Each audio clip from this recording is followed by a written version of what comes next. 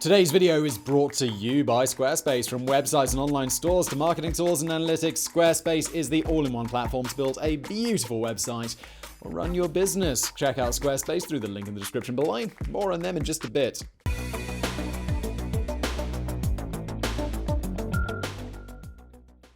On September the 9th, 1976, Chinese dictator Mao Zedong breathed his last in Beijing, signaling the end of an era. Outside, China was in chaos, still reeling from the terror of the Cultural Revolution, cut off from the rest of the world. 88% of its people were living in extreme poverty. It was a wounded, monochromatic peasant society encompassing nearly a quarter of the planet's population. Yet within a single generation, this oversized gulag would find itself transformed. From a damaged, backward society, China would be catapulted into one of the greatest economic booms in human history, transformed almost overnight into a superpower that by 2010 could claim the second largest economy on Earth.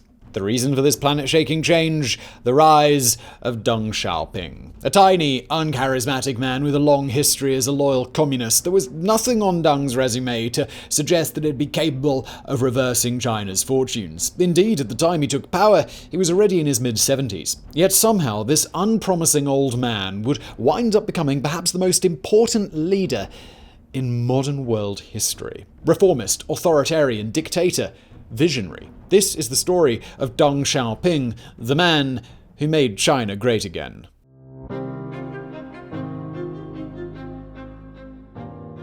When Deng Xiaoping was born in Sichuan on August the 22nd, 1904, it was into a China that was less than a decade away from collapse. Decades of misery under the decaying Qing Dynasty had left the empire as a shell of its former self. Devastated by internal rebellions, humiliated by foreign powers. In short, it was a country ripe for revolution. Not that the young Deng would be involved by the time the Chinese Revolution broke out in 1911, toppling the last emperor.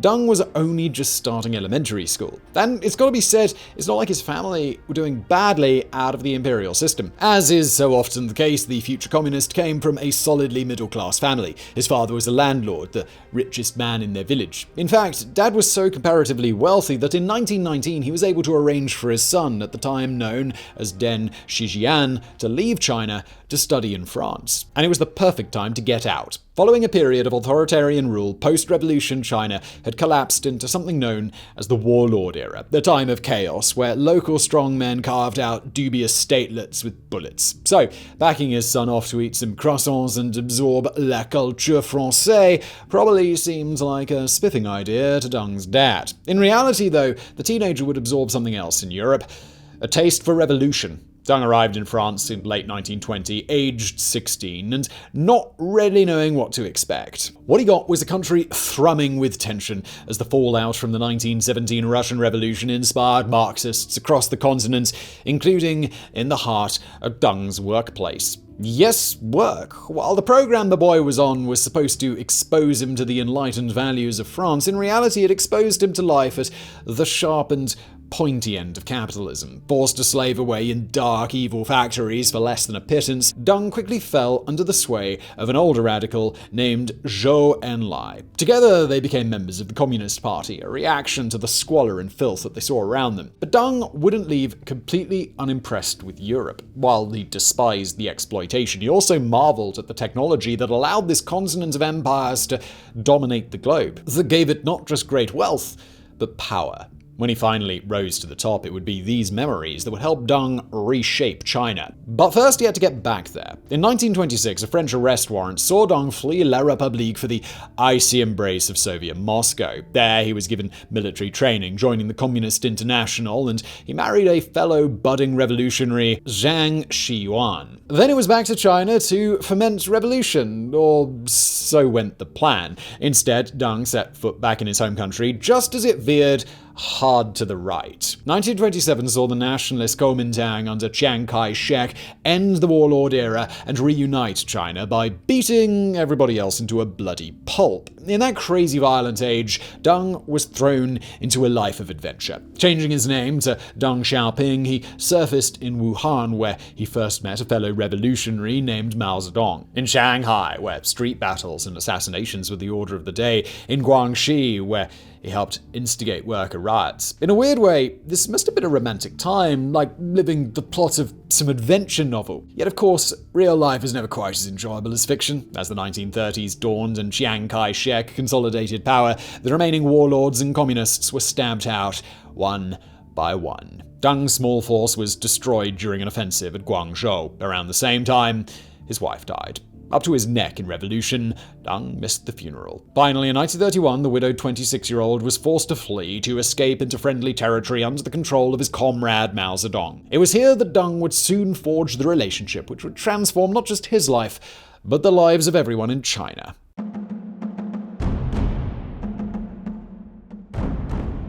Deng Xiaoping arrived in Mao's mountainous statelet just as a power struggle between Mao and other party bosses was boiling over. A struggle in which everybody had to choose a side. The side Deng chose? The one marching under the banner of Mao's serene, balding head. While it would cost him politically in the short term, it would eventually turn out to be a bit of an excellent choice. Now all Deng had to do was survive long enough to see the benefits. And trust me, this was going to be no easy task. In October of 1933, Chiang Kai-shek decided to crush the rebel scum once and for all. 1 million Kuomintang forces surrounded Mao's Shaanxi base. Faced with superior numbers, the communists did the only thing they could. They retreated, bolting for the far-off safety of Shaanxi. So began one of the most storied moments in Chinese history. The Long March was a retreat that more than lived up to its name. Covering nearly 10,000 kilometers or 6,000 miles, it saw 70,000 communists battle across dangerous terrain, suffering so much from exposure and attacks that only 10,000 survived. Deng Xiaoping nearly wasn't among their number. Always small and scrawny, Deng was brutally exhausted by the march, an exhaustion that nearly became fatal when he contracted typhoid fever. Yet, by some miracle, Deng made it, reaching Yan'an alongside Mao, and from there, marching into the pages of history. It was the Long March that finally decided the power struggle in Mao's favor. That turned Deng into one of his most trusted lieutenants. But if the younger man thought his hardships were over, he would soon be sorely disappointed. The next few years were like a churning, rolling sea of different currents, all sweeping together to create a tsunami of change that would soon transform China. There was the brutal flood coming from Japan as the Imperial Army invaded in 1937, kicking off the Second Sino-Japanese War. There was the countercurrent of resistance as Chiang Kai-shek was forced to make peace with the communists to try and repel the invaders. And through it all, there was the undertow of the Civil War, pushed below the surface in the existential emergency, but far from forgotten.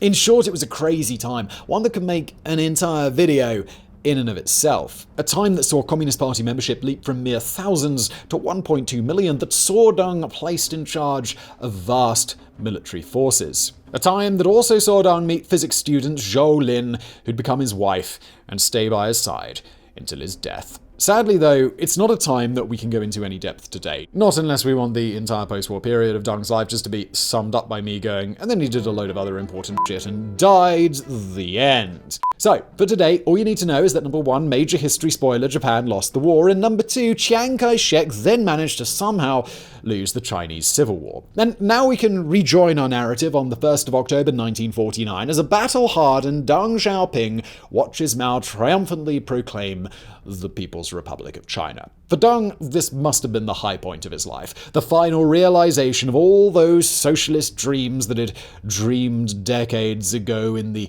miserable factories of France. But there was little time to savor it, because Mao almost instantly dispatched him to defeat remaining nationalist forces in the southwest and oversee the annexation of Tibet, a job Deng carried out with such brutal efficiency that even Mao was like, "Damn, son, that's a lot of dead people over there." Finally, though, Deng was able to return to Beijing, his head held high, to claim his reward. Working once again with his old friend from his Europe days, Zhou Enlai, now China's premier, Deng became finance minister. By 1956, he'd been named Secretary General of the Communist Party. On a visit to Moscow the next year, Mao pointed Deng out to Nikita Khrushchev, saying, "Do you see that little man over there? He is very intelligent and has a great future ahead of him." Since we're bothering to make a video on him, you already know Mao was right. Deng really did have a great future ahead of him. But first, he was going to have to concentrate on survival, because China was about to embark on 2 decades of non-stop catastrophe. And by the time it was over, nearly all Deng's comrades would be purged,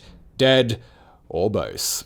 Now, just before we get on with the rest of today's video, let me interrupt it for a quick word from today's fantastic video sponsor, Squarespace. Now more than ever, people are getting creative with their time, reaching deep into their savings account to start that new business or launch a blog where they share their opinions with friends and neighbors. The world is yours, and Squarespace is the platform to use when you're ready to get started on that web project that you've been thinking about. You're looking to get in and out quick without thinking too much about what your website should look like? Bam! Use one of their quick, beautiful templates to make a website that's fresh and for you, like it's right out of the box. Or maybe you're more of a hands-on person, you got lots of opinions and ideas about what exactly your site should look like. Well, Squarespace gives you all the customization options you could ever want, with no updates, no patches, no technical BS to worry about. And once you're done setting up your website, tinkering with the design, if you're so inclined, or maybe just playing around with the colors, there's a ton of extra features that Squarespace give you so your website can succeed. Patronage portals, email campaigns, social integrations, member-only areas, analytics, customer support, commercial options. It's everything you could ever need in one place. So when you're ready to get started on the next project of yours, big or small, if it involves a website, it's got to be with Squarespace. Right now, you can go to squarespace.com for a free trial. And when you're ready to launch your new site, go to squarespace.com/biographics and you'll save 10% off your next website or domain. And now back to today's video.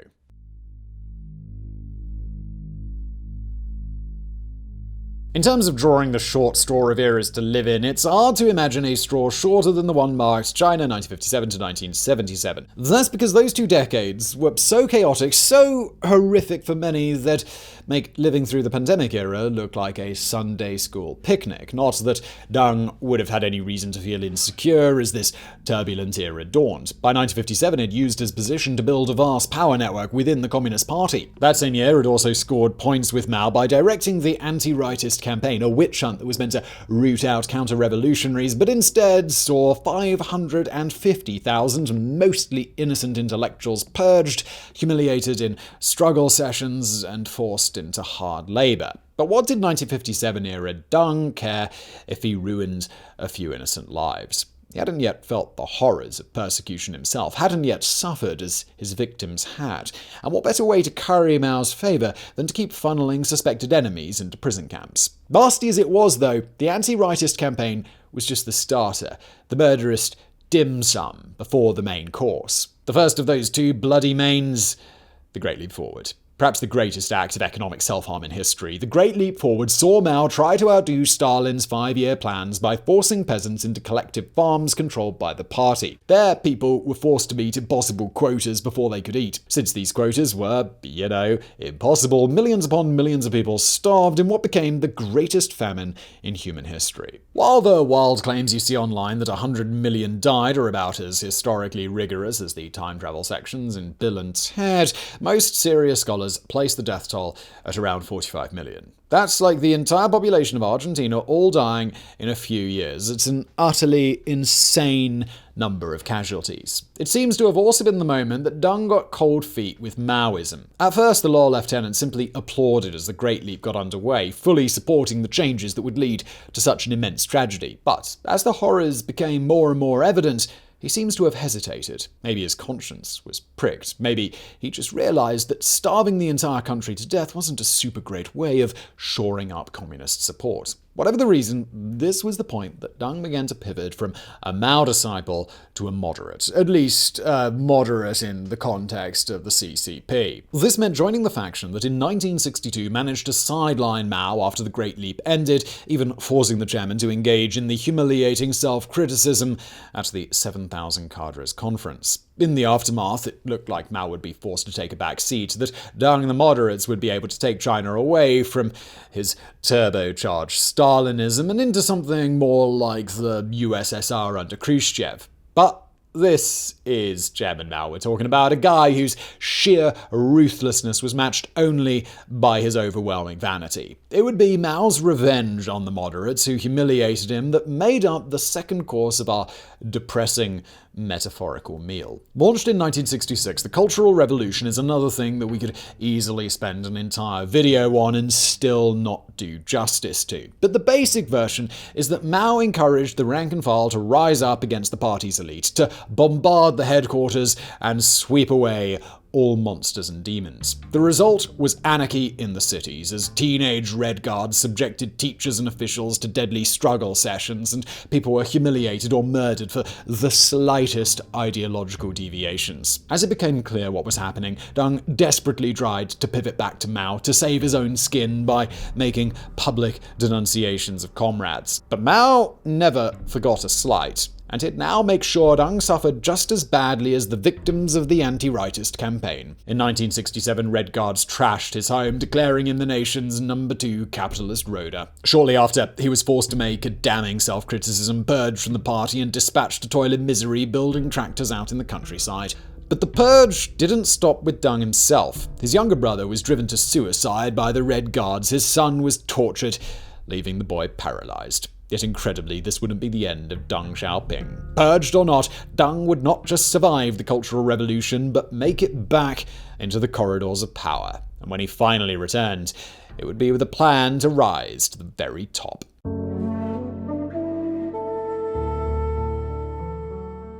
Perhaps the craziest thing about Deng's political survival is that he was purged not once, but twice. His old buddy Zhou Enlai helped shield him from the worst the first time, and in 1973 he was quietly recalled to Beijing. But then Zhou died at the beginning of 1976, kicking off a wave of popular protest in support of Zhou's memory and against the excesses of the Cultural Revolution. Rather than be all like, maybe this is a good time to reflect and stop all of the bloodshed, the party elites blamed Deng for the protests, and he was purged all over again. This is the point where we opened our video, with China effectively in ruins, its economy a dumpster fire, and Deng Xiaoping under house arrest. Yet within 2 years and 3 months of Mao's death that September, Deng would go from capitalist roader to the nation's paramount leader. The wheel started turning before Mao's corpse was even cold. After the chairman died, the Gang of Four behind so much of the Cultural Revolution was arrested. That done, Deng's allies started pressing the new leader, Hua Guofeng, to rehabilitate him. Although he was Mao's handpicked successor, Hua didn't have much of a power base, so he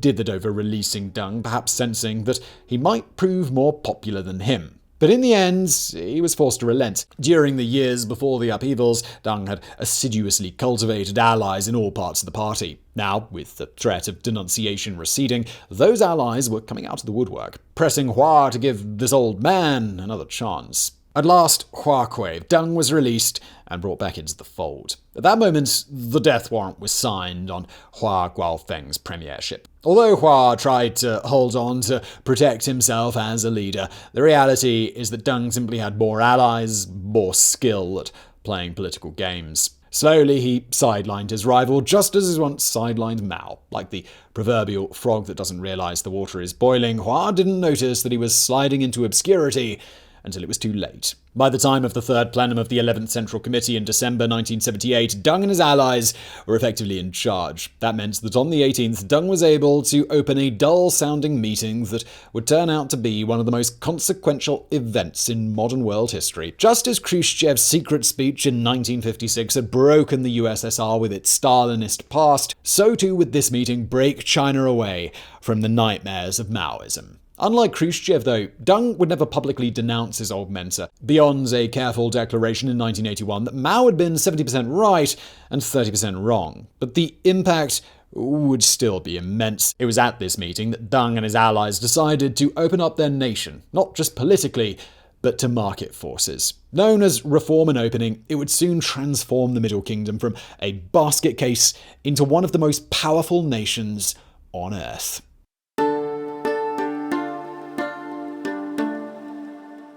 At the moment Deng emerged on the international stage as China's leader, it was assumed that he'd be a transitional figure. Remember, by now, Deng is in his mid-70s. Even with the best will in the world, people assumed that he'd soon shuffle off to the Great Cadre Conference in the sky. Instead, Deng would wind up ruling, either openly or behind the scenes, for 18 years. 18 years that were among the most transformative in Chinese history. His key early move was to end communal land and return to a system of private ownership. Out in the countryside, this meant breaking up the state-run farms, allowing peasant families to divide plots of land for their personal use. Now, to be fair, this had already been happening. The damage of the Cultural Revolution had been so great that the peasants had been forced to return to small holdings to simply survive. But Deng didn't just allow the process to unfold, he accelerated it. At the same time as owning land was legalized, so too were markets. Private enterprise was officially allowed. What followed was a leap in living standards. Suddenly the peasants were starting to turn a profit, profits they invested into expanding their farms or building new homes, creating a construction boom. Nor was it just the peasants. In some of the coastal cities, Deng instituted special economic zones to attract overseas manufacturers,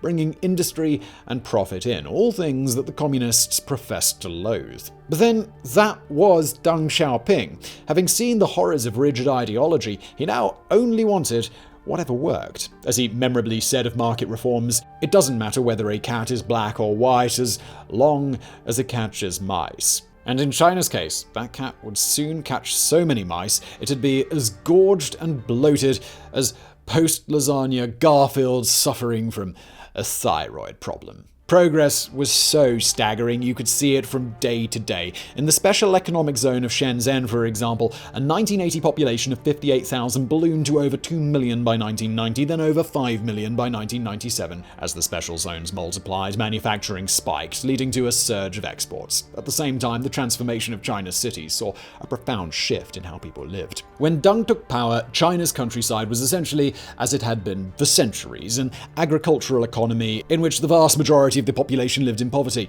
By the mid-1980s, though, industry and services had outstripped farming as people poured into the glowing cities seeking a quality of life that had recently been just unthinkable. Speaking of poverty, when Mao died, 88% of China's vast population had lived on under $2 a day. By 1986, the reforms had seen that drop to around 60%. By the time Deng died in 1997, the figure would have plummeted to just over 40%, a boost in living standards for hundreds of millions of people. Nor was it just living standards that saw China change, or the explosion of wealth summed up by Deng's very unsocialist phrase, "To get rich is glorious." No, it was things like the army being made to serve the economy rather than the other way round, the sudden proliferation of multinational corporations doing business on Chinese soil, the transformation of Shanghai into a global financial hub. But before we get too carried away, we should probably make one thing very clear. This wasn't some capitalist fairy tale. While Deng was fine with ordinary people profiting off China's transformation, there was one thing that he would never allow to take hold in China: democracy. In the great chaos that flowed through the Mao era, Deng had seen a warning, yes, against personality cults, but also against allowing any thoughts which might destabilize society. "If all 1 billion of us undertake multi-party elections," he once explained, "we will certainly run into a full-scale civil war. Taking precedence over all China's problems is stability." Sadly, that commitment to stability at all costs would soon lead to unimaginable tragedy.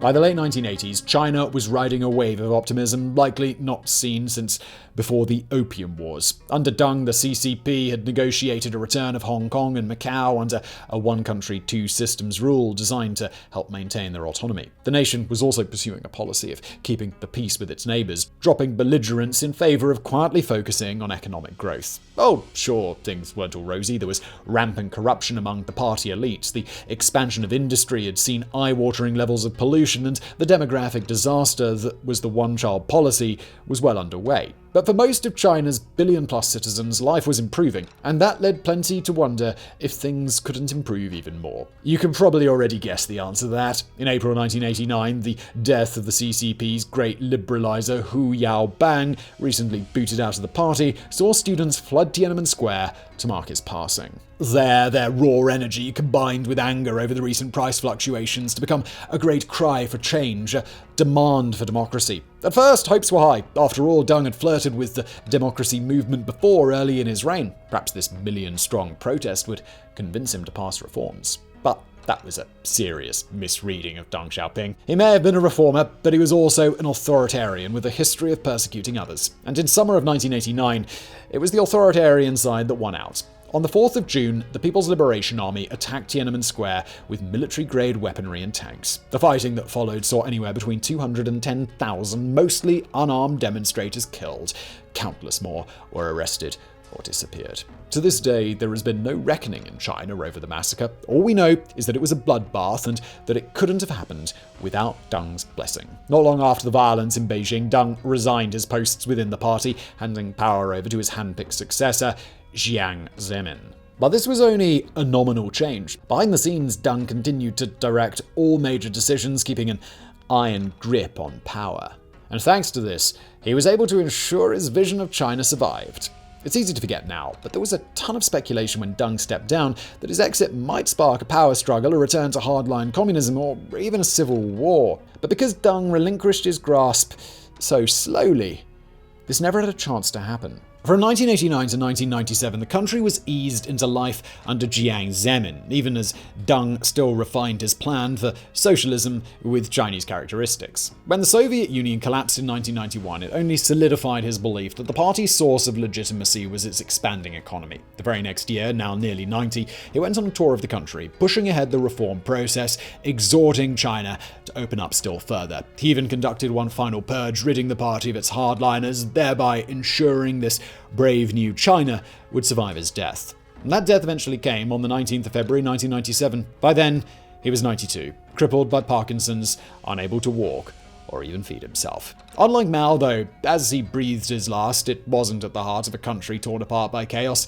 but inside the capital of a newly confident nation on the cusp of becoming a superpower. Today, Deng Xiaoping's place in Chinese history is assured. While not all his successors have rigorously followed his path, not least regarding Beijing's attitude towards Hong Kong and its neighbors, no one to date has ever thought of abandoning the opening up that made the nation an economic giant. Certainly, the gains ushered in by Deng's reforms have been impressive. Today, extreme poverty has dropped to 0.5% of the Chinese population, a change that has seen at least 800 million lives improve for the better. While some credit needs to go to post-Deng premiers, he was still the one who set the tone for this. Had Hua Guofeng's leadership model won out back in 1978, China might still be a peasant society filled with people in drab, matching uniforms, a far cry from the glamorous, high-tech, neon-drenched world of today. But of course, there's more to this story than just a rising tide of prosperity. For all his reforms improved millions of lives,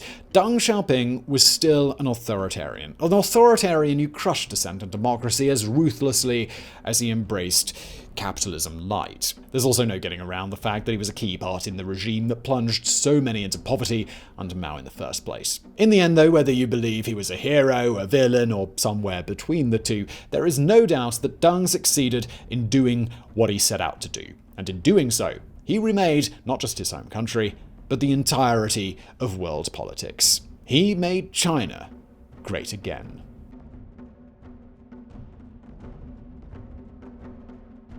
So I really hope you found this video interesting. If you did, please do hit that thumbs up button below. Don't forget to subscribe. And as always, thank you for watching.